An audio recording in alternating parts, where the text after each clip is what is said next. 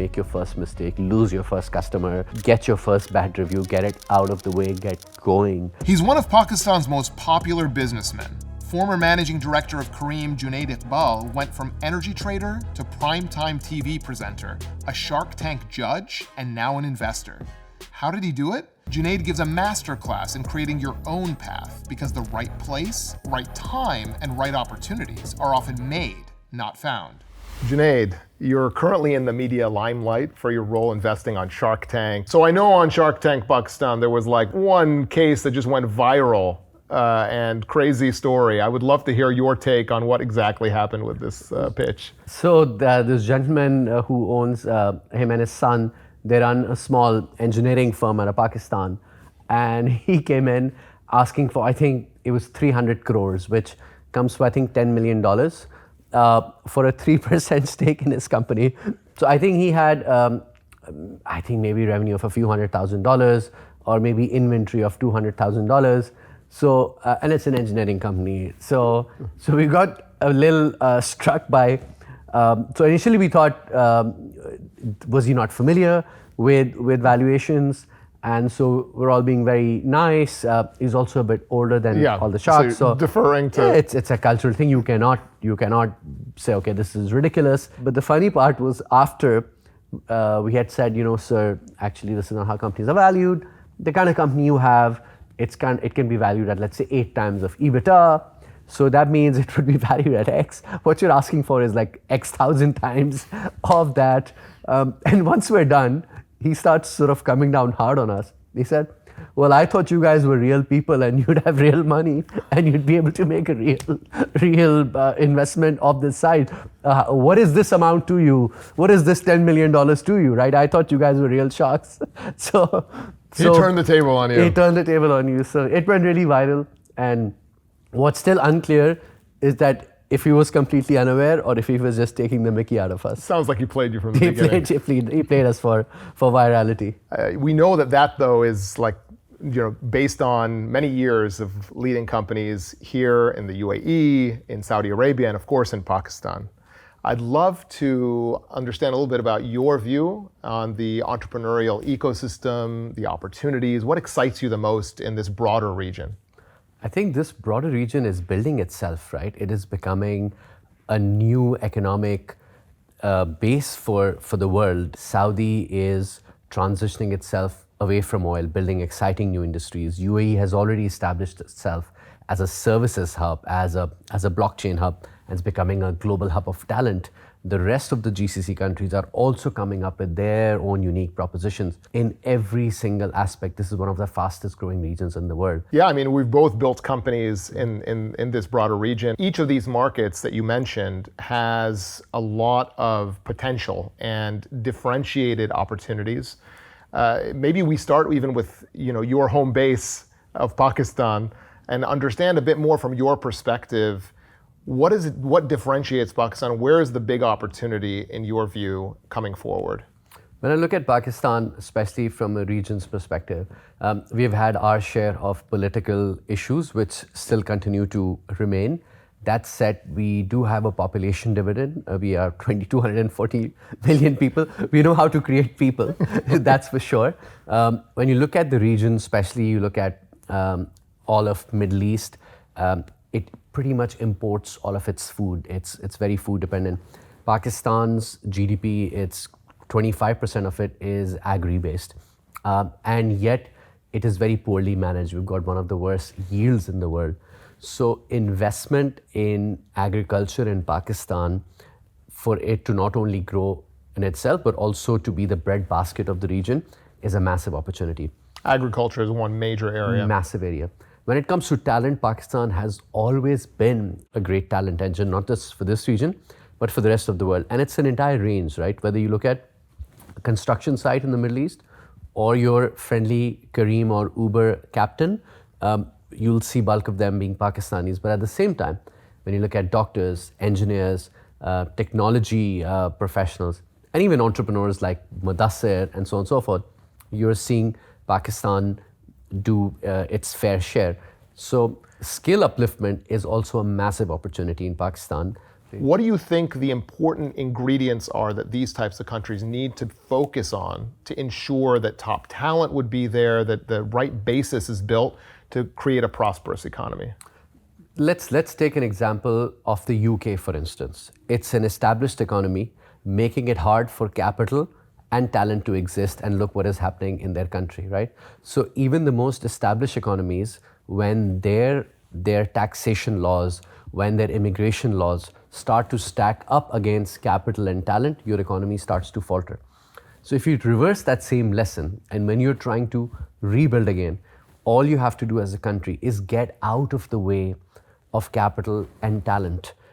In most of these countries, even when I look at my own country, Pakistan, if you are in the formal sector, former investing sector, or the formal small and medium enterprise sector, the tax laws, the filings are so complex, whereas if you remain undocumented, it's a lot easier. Essentially, think of what Dubai was 30, 40 years ago, and think of what they've done. They've consistently made it easy for businesses, talent, families to move here, live here in comfort and safety. Now, I mean, I love Dubai, and I live here, and this is a great place, but also what it's built on in terms of this extreme openness. Do you think that's a fit for a broad range of countries? Look, capital and talent will always find the right market for themselves, right? They will eventually chase the best return. So if you look at the Middle East, all the countries have opened up their golden visa or golden visa type programs for top talent and top businesses, business leaders from all around the world. And they're saying, come here and do business. And people are coming here, checking out Dubai, checking out Saudi, and everyone is finding where the market fits themselves. When it comes to taxation, they're offering better taxation than the rest of the world. Next year, you expect so many people from Europe who are in banking, venture capital to start moving here because those countries are changing their tax laws. So it's really for countries like Iraq, for Syria, for Pakistan, your risk premium is a lot higher than GCC or the rest of the world. So you have to make it supremely easy, for entrepreneurs. So tell us, how does the region, potentially the broader region, work together when we're thinking about business opportunities? In Pakistan, it's always easy to get great talent. And it's also priced very well. In UAE, you can also easily get great talent at actually fairly decent prices. You don't have to overpay. There is a lot of competition because there's a concentration of talent. In Saudi, even today, when you are trying to attract top talent, you are competing with the government because it's one of the fastest transforming states in the world. So some of the biggest, most ambitious projects are government run. So the best paymaster is the government. So which is a very unique arrangement, model. right? And it's working, right? And you get top tier talent in government organizations in ways that you do not see in other places. But there's also been this kind of sucking sound, pulling talent out of private sector into government. Absolutely. Saudi is still about close to 40% oil. Their services sector, manufacturing sectors are still smaller. Where Saudi will accelerate is, it seems that they will become the manufacturing hub of the region. They will become the Germany of the region. Secondly, when it comes to energy transition, they have a market, they have space, they have the financial muscle to deliver some of the cheapest energy in the future, both through fossil fuels and eventually through clean energy. So it is completely imaginable that Saudi will become a data center hub, a clean energy hub within the next decade. And UAE will continue to double down on its services hub because they have cracked a lifestyle which appeals to people from all over the world. Whether you're Egyptian or Australian or Syrian or American, you're equally comfortable living in the UAE. Which is a very unique achievement. No other country in the world is offering you that level of safety and comfort. It's the opportunity to start thinking of this region as one hub. When you look at Egypt or you look at Pakistan, these are markets with high volume, and these are also markets with great talent for technology, whether it's for finance. These are also places where you can build and test your products very quickly. But as soon as you start getting scale in these markets, UAE, Saudi, Qatar, these are higher value markets. The trick for entrepreneurs today is to think of this entire region as one, from North Africa all the way to Pakistan, with Dubai and Riyadh as its two hubs of capital and talent, and also hubs which provide you an opportunity to bring your idea that you've incubated in any of these markets and then scale it out of here and perpetuate it to the whole region. I think the practical challenges sometimes of making things like that work across geographies within the region are daunting for especially smaller companies. What are the ingredients to make that actually work? I think what we learned in our various experiences is it all centers around the type of capital you're able to raise and the type of talent you're able to attract. The type of investors you bring on board must also have connectivity in the entire region, must have a regional vision to begin with. They should be able to help you with contacts, with problem solving in a lot of these markets, especially in your early days. And then in every market that you go to, you have to find regional talent, local talent, which is exceptional. For most, let's say, platform businesses, the GM of a city is pretty much the CEO of that business. And you almost end up eventually relying on the capability of that person or that small group of people to understand how the business works in other parts of the region and come up with a local playbook for it. Let's talk about when you jumped in to lead Careem in Pakistan. How did you assess the opportunity and actually make the decision to jump in? So I got a call from one of the earliest internet entrepreneurs in Pakistan saying, "Have you ever heard of Careem?" I said, "No." He said, "Have you heard of Uber?" I said, "I used it this summer in the US. It was incredible." I said, "Well, I know Mudassir Sheikha. He's looking for a country MD CEO. And your name has come up in a conversation, and he called to ask if I knew you. Can I make an introduction?" So I met Mudassir, immediately fell in love with what he stood for and what he was building. And in my mind, at that time, I had spent time in energy, media, and finance. These are things I'd only read about in TechCrunch, and I thought this could only happen in Silicon Valley. So we're having our first conversation in around May of 2015. 3G internet was introduced to Pakistan in January of 2015. I remember the exact day I was able to use SoundCloud and stream it and use it with Bluetooth in my car for the first time. Music, yeah. So we're having this conversation and it all sounds amazing. And my push to Mudassir is, great idea, but it's not going to work. We don't have enough. Internet is still choppy and new. Smartphone penetration is very low. Car ownership is very low. In the US, 800 out of 1,000 people own a car. In Pakistan, it's 18 out of 1,000. And people don't know how to use apps or navigate through maps. But most importantly, given the law and order situation, no stranger is going to get into a car with another stranger. And so we kept getting excited about the idea, but I kept pushing it back with a laundry list of reasons why it won't work. And many weeks of back and forth, and eventually Mudassir turned it around and he said, "But what if it works?" And instantly this light bulb went on in my head, and I said, "Well, if it works, we'll create 10,000 jobs." And he said, "Well, isn't this a reason enough to jump out of bed every morning?" And I said, "Absolutely is." And then those 10,000 jobs became a lot more than 10,000 jobs. Alhamdulillah. 100,000 jobs. More than that. More than that. Wow. Yeah. Sometimes we look at these opportunities and we say, there's all these reasons why, maybe whether it's political risk or market risk or it's not yet ready. But in reality, especially in our emerging markets where they're high potential, rarely are all the variables lined up for us. And the whole point is we're jumping in order to take a bit more risk, but also have outsized impact. I think that's really a trend that even we went through at Astrolabs with the Saudi market. We were there doing programs and trying to build up the ecosystem since 2013. We're gathering tech founders, and and always wanted to be there on the ground, actually supporting companies entering, but the regulatory environment wasn't there. But we were so persistent that once the first opening happened, we were the first ones at the door. And that's, I think, the persistence that one needs in these markets. It's almost like creating a public good. It's like if you see a place where you think a great industrial zone can be built and you want to be the first industry that goes there, you have to build the road yourself. Yeah.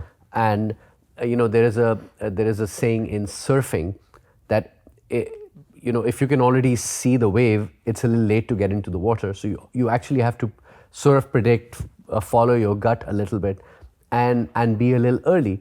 Now, of course, in many industries, there are second mover advantages, third mover advantages, where you let the others see and then try and then let jump them in. drown in the wave, and then you go for the next wave that comes around. But it also has to do with personality of people and capital. I think people like us, and there is a certain type, genetic type, which will always want to go in first, and that's how it is. I'd love to learn more about this genetic type and the Junaid way of approaching shifts in the career, because I think you've had quite a few. A lot of people know about the story of when you all of a sudden, out of nowhere, shifted from kind of a financial background, working in energy, into a media opportunity, which overnight you were on national TV in Pakistan, and then you were interviewing CEOs of listed companies and part of the CNBC in Pakistan, and then shifting into a world of business and being a CEO and leading companies. So very much interested in the signals and the signs that you followed in order to make some of these shifts, and what you took from those years in media into the world of business in particular. I think deep down, I am quite spiritual, and I'm always seeking a connection with the universe and trying to beg for guidance. And I think over a period of time, this belief has become more ingrained that what you have to do next will emerge, and follow where your curiosity and your excitement is taking you. And when you go into those directions, then the meaning of what that opportunity brings also starts becoming clear. So on that, in your mind, is it Junaid that's moving, or is it like you're sort of you're being subjected to different opportunities, right? And I'm sure that they come all the time. How do you know which one to follow and where to pursue? I think it's you have to trust the system, yes, the universe, God. And if you think of yourself as a vessel or a soldier whose job it is to, do whatever his or her skills are meant to serve this world in the best way, then you will keep getting guided, right? And things will emerge out of places which you would have no idea about, right? I was running, I had just turned around and sold an investment banking and brokerage firm, and I was dabbling into a logistics project. And I got this call about Careem. I was on a trading floor in the US, rewind many years ago, and checking my email, and my mother had written to me that, when you come back to Pakistan this time, you should go meet the guys at GeoTV. I think you'll be good on TV. It's like, where did that even come from? I'm like, Amma, I'm an energy futures trader in the US. You want me to come back to Pakistan and do TV? But when that moment came, what I never measured was how much money I was making in the US versus how much money I would make in Pakistan, right? It was about, okay, this sounds interesting, exciting, I'm going to learn a ton, and I think I can create some value. Yeah. And it's like almost the wilder and more left field the opportunity is, the more kind of, you're interested in where did that come from? How do you balance that with actually just building a career in one thing and gaining deep expertise and, the traditional way, let's say, of building knowledge in one area? How do you balance that, and what advice do you give for others who are maybe weighing pivots in their careers? If everyone starts pivoting all the time, that's also cause for major chaos. So I think in some areas we need people to build super deep expertise. All of us have some innate skills. For instance, you have this great capability of conversing, of building relationships, right? And, Mohammed Maki can meet someone and in an instance find connection with that someone. That is a great skill that you have. Now, whether you were a scientist or whether you're a chartered accountant or whether you're building a tech platform, in each of these spaces, that skill would come in super handy. Were you acutely aware of what those superpowers that you had? Or was it your mother that kind of like surfaced that for you? What's your special sauce? I think that, for instance, looking back, and I could be wrong, one skill is that I can kind of generate excitement around an idea, or you could say I could sell, or present things in a simple manner. So I think there is one skill set. Maybe it got honed over time. Maybe it was natural. The second is maybe a skill around talent. What personalities fit best for what role, and how to assemble a team, and how does this team work together. And this is something I'm very geeky about, and especially on days when if I've assembled a team and I step back that day and I don't have to do anything and everything's getting done, I get super excited. And the third is maybe and this comes from curiosity, maybe the ability or the skill to be able to step back and look at where the world or the region or the industry is kind of moving. I mean, I was at Careem, I'm not a coder, right? Yeah. And I've never done platform work before. Right. In every aspect, in every professional setting of my life, these are the same skills that come in handy, right? So when to your question, I think just because you've studied chartered accountancy doesn't mean you need to spend your life being a chartered accountant. If you align yourself with what skills you have, you can take those skills to any industry. Careers in a lot of ways can be seasons, and you can pick something, go deep into it, and then shift seasons. But a lot of times these shifts can be a bit scary, right? So a bit fear. So what, if we go back to the turning points, was there doubt in Junaid's heart, head, mind, and how did you deal with maybe the voices in your head or the fear in those moments of pivot that pushed you over the edge? I think there were always doubts. There was always excitement as well, and you have to kind of balance the two. But there's also one thing I want to give credit to is where you are in terms of from a generation perspective, where your family is. So if it's the first generation which has just gone to college and literally you're getting your head out of water from being hand to mouth to being in, let's say, lower middle income segments as a family, it's hard to pivot, right? If it's the second generation, kids have already gone to top colleges, have done best jobs, owned a business, right? When I went to college, I did not have to pay for my own education. Right. This did not mean I had a trust fund, but this did mean that at the back of my head, I had a sense of safety. Yeah, that's a very privileged, for us, it's a privileged position to be in. To then be able to actually take more risk. So the way I would answer this question is, you have to see your perceived risk and actual risk. And as your financial situation improves within a generation or within 2 generations, if you see yourself in those shoes, then your perceived risk is actually higher than your actual risk. If you go back to your experience at Careem, what skills did you take out of that time that perhaps you did not anticipate getting out of it? I thought I was a hardworking person, but I went to Careem and I learned from some of the best, like the Careem founders, the Careem culture, the Careem environment. I think Mudassir still to this day works as if his life depends on it. Depends on it. And working closely with Mudassir Sheikha for 5 years, I mean, if you thought you had capabilities that stretched this far, working directly with him, he helped you stretch them this far. Actually, Junaid is capable of this much, right? This much. So I think I used to love all of the values, shoot for the moon and beyond, and we saw it happen, right? And then that belief kicks in that if you're doing something, might as well have a grandiose vision and launch quickly and iterate. And I think people spend a lot of time in preparation and a lot of thinking.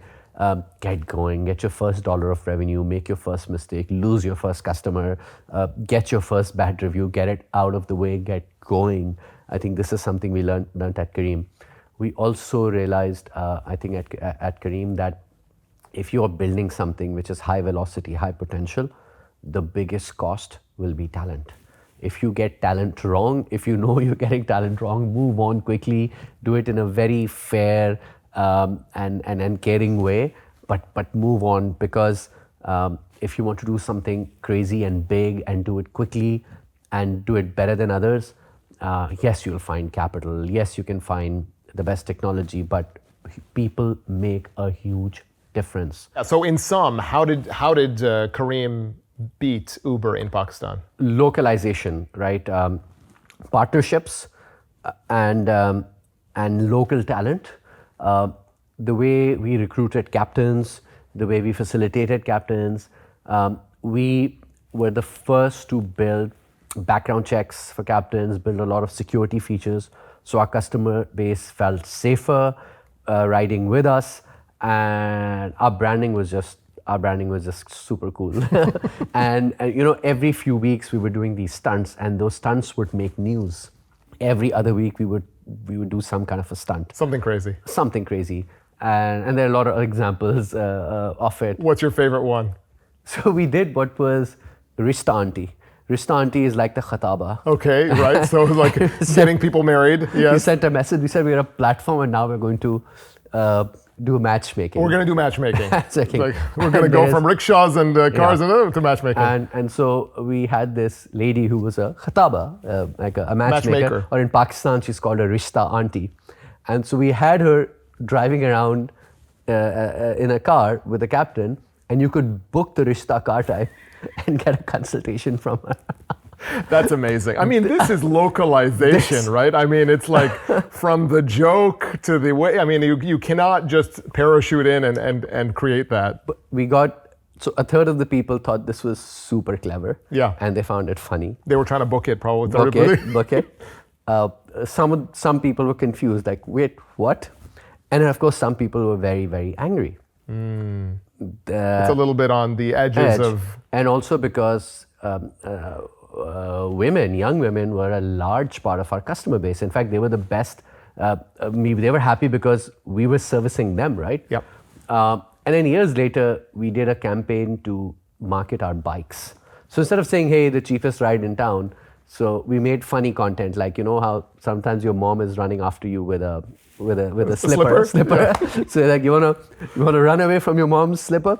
Take a Careem bike, you know. And then this was like, you wanna run away from your wedding? Take a Careem bike. That also went viral, and again, of course, it had, and actually the reactions flipped. The segments which found it funny were the ones who had previously found it offensive. But almost, if you want something viral, you need that tension. It's almost like you have to have some tension. Yeah. So we kept trying things, and we did political stuff. We pushed the envelope on politics. We pushed the envelope on so many things. So we would be dinner table conversation all the time, and somehow, I don't know, God was so kind to us, not just in Pakistan but in all markets. But in every market, people took Careem as their brand. Right? In UAE, everyone said this is our brand because it started here. I mean, in Egypt, I guess every other person is named Careem. Yes. So that helped. That helps. In Saudi, we'd say, well, our biggest investors are Saudis, because in the beginning, they were the biggest capital providers. And in Pakistan, we used to say, well, our founder is Pakistani and all the tech is built in Pakistan. So there you go. Pakistani. So deeply, deeply local in each of these markets. Yeah. So we were deeply local. And the teams in all markets were super empowered. Now you're doing investing through your own fund, Salt. Is that an important ingredient for companies that you invest in? What's your investment thesis as it relates to what you've learned from Careem and beyond? So things that I am able to see more quickly are businesses which have an operational element to it. Having gone through those cycles, I think it helps me see if A, I can add value, and B, if these are the right team members who can win in this space. Similarly, financial services, an area I've spent time in. Yeah. So whether it's Penny in procurement or my involvement as an advisor in Lean, as a ecosystem player for the fintech space, having worked at Careem Pay, you get a sense of what are the picks and shovels that can win in sort of in the fintech space. Now, I'd like you to put your investor hat on and imagine yourself, early career, you have $10,000 that you've amassed that you're willing to throw into something, right? What would you do with that $10,000? I've thought about this so many times. And going back in time, what I would have done in my 20s, Yes. I would have literally invested in the lowest cost S&P tracker fund. You're like, super boring, yes. Super boring. ETF. If you look at the last, let's say, if I was 10 years ago, Yeah. which I'm not, Okay. and you looked at what happened, let's put Bitcoin aside for a second. If you looked at all your traditional asset class, whether it's real estate, gold, global or emerging markets, and S&P 500, if you put in, let's say, $10,000 to begin with, and you put in $500 every month, you would have about $150,000 today if you just kept it simple and stayed in S&P. And every other asset class below was drastically below that. So how does investing change when you're 20, 30, 40, or 50? When you're in your 20s, all you need to do is you should be able to go into risky assets like equities, which on the long term are not very risky, and just keep adding to it. Don't think about real estate for 10 years. Don't think about bonds for 10 years. And so if you're investing today, you could be doing 70% still in an S&P 500 low-cost ETF. You could be doing 10% in a combination of sort of high-tech bets like, ARK Invest or other ETFs. Picking specific kind themes, of thematics, themes. whether you like water tech or agritech, for instance, or that you space like, yeah. tech. And then you're doing about 10% in sort of bonds and REITs, and then 10 in maybe a crypto / Bitcoin type portfolio. But of course, if you're in your 30s today, this changes. Your equity allocation goes from like around 80 to about 65. When you get to 40s, this keeps reducing, and your investments, if you're in your 50s and you're starting now, you'd probably be doing 40% in equities. You'd be about 10 to 15% in gold. You'd be a little more in real estate, Yeah. and a lot less in, let's say, the more heebie-jeebie tech of today, or sort of crypto. So that is how you sort of build your portfolio, because the portfolio is a lot linked to where you are in life. Yeah. The earlier it is, the more you can take risks comfortably, provided you have a long time horizon. Yeah, it must have been in my early 20s where I got this advice of just keep it simple, put the money in, consistently keep doing it. And it is one regret that I have, that I did not take that advice from that early. And on the education side, I know with Caravan Media now, your latest venture, Pakistan Accounting, like creating a lot of the content, the educational content around financial literacy, around understanding some of these concepts that you've just been laying out. Would love to hear your vision around that, and what role do you see this platform playing in this vision for the future? Well, I see that this entire region, Middle East, North Africa, Pakistan, I think collectively it will create more than 3 trillion of new value in the next decade. And suddenly it's happening at such a fast pace that everyone needs to understand and break down what is happening. And what we want to do is develop content assets which are geographically centered and also functionally centered. So our first product is already out, which is on Pakistan and counting, which is helping people understand where there is room for economic reform and economic opportunity in Pakistan. And we are in the process of replicating similar properties for Saudi, for UAE, for GCC, which can help people within the region and around the world understand and deep dive where the sets of opportunities are. But then we also want to focus on industries and help take the power of content and create learnings. We want to create a whole bunch of these assets in the enterprise tech space, in the M&A space, in the finance space, in technology spaces for this region, so that our content from Caravan, our various content assets from Caravan can serve as an opportunity for all of us to bring expert knowledge from the region and learn, and also you harness the power of content to bring connectivity to all of us. And what has been some of the, let's say, surprising learnings so far with Pakistan and Counting? Maybe pieces of content that really resonated, went viral. What learnings have you had so far from what you've done? Every time we explain an industry or an economic phenomena on a higher, broad level, people get really excited. Such as? For example, how I broke down how Pakistan's federal budget runs on a $100 basis. Yeah. Nobody does this. In terms of clarity, very simple. Simplicity and clarity. And people yearn for that. And conventional media in the region and also globally is starting to miss the beat on this. We have to understand where are the biggest pockets of economic opportunity, and we have to create content around those pockets. So it provides people the opportunity to learn. It helps them understand how they can get involved.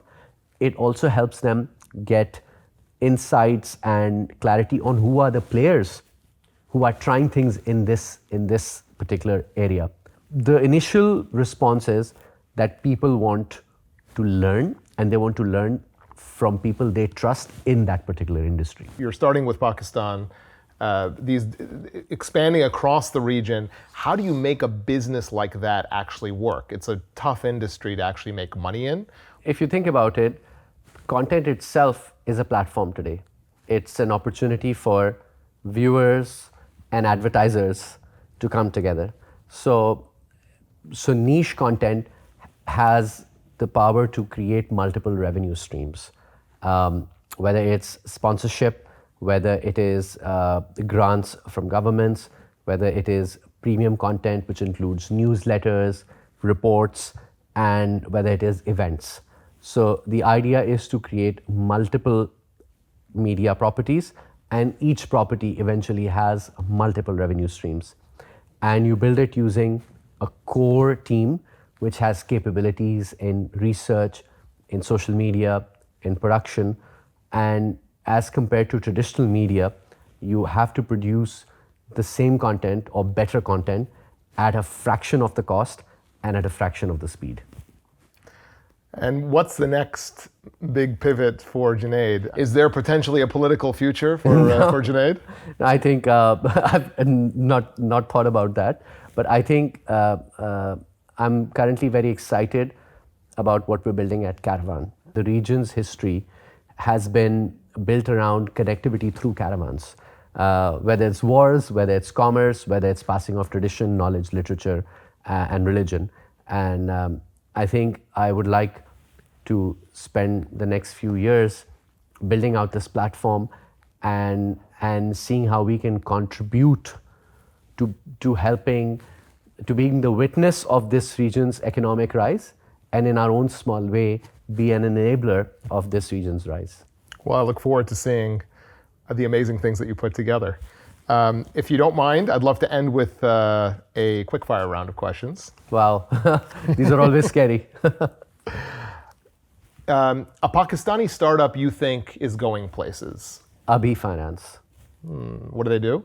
They are an early wage access company. They started out of Pakistan. They've already launched in UAE. They've gone to Saudi. They've gone to, I think, Bangladesh. I think they're going to be one of the first unicorns to come out of Pakistan. Okay, now, starting a startup, right? What country do you recommend for a startup that's B2B within our broader region? Probably Saudi. I mean, if it's services, probably UAE. But if it's industry and sort of logistics, whatnot, sheer size, it'll be Saudi. B2C? Test very quickly in Egypt or Pakistan, get your product in place, get to Saudi very quickly. B2G? Government Saudi. Okay. Definitely Saudi. Any pre-going on camera ritual or habit that you might have? Ignore everything else around. Ignore the cameras, and just forget that you're on camera. One Pakistani snack that you think should go viral? It's called Slims. Slims. Slims. These are these are tangy and spicy chips. These are like nice long chips. You need to have literally a stomach for it, but I think they're super cool. One innovation in the energy sector that excites you?